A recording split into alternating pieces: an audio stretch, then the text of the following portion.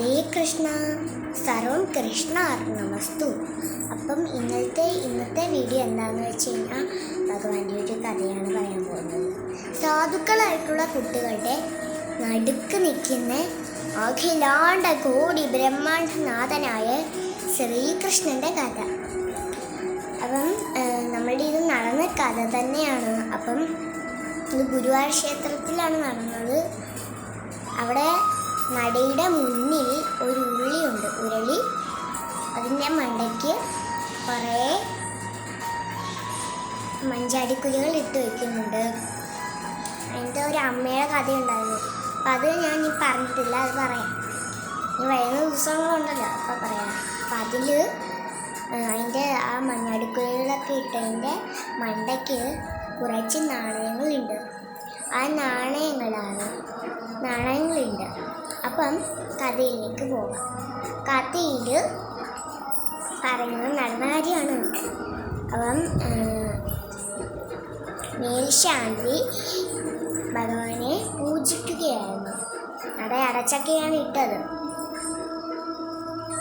അപ്പം കുറേ വെളിയിൽ നടക്കുന്ന കാര്യങ്ങളൊക്കെ ഉണ്ട്. കുറച്ച് കുറേ കുട്ടികളുണ്ട് അവർക്ക്.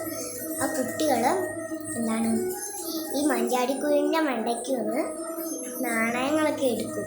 കുട്ടികൾക്കൊക്കെ അത് വാരി കളിക്കാനായിട്ട് എന്ത് ഇഷ്ടമാണെന്നറിയാമോ? അപ്പം ഇതെടുത്തിട്ട് അവർ കദളിപ്പഴം വാങ്ങിക്കും.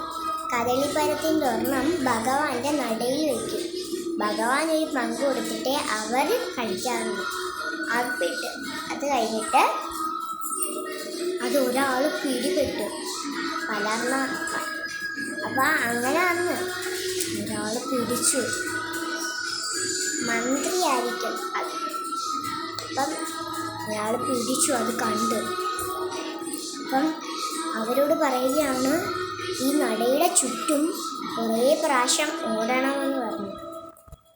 അപ്പം നടയുടെ അകത്ത് നടന്ന് എന്തും അറിയണ്ടേ?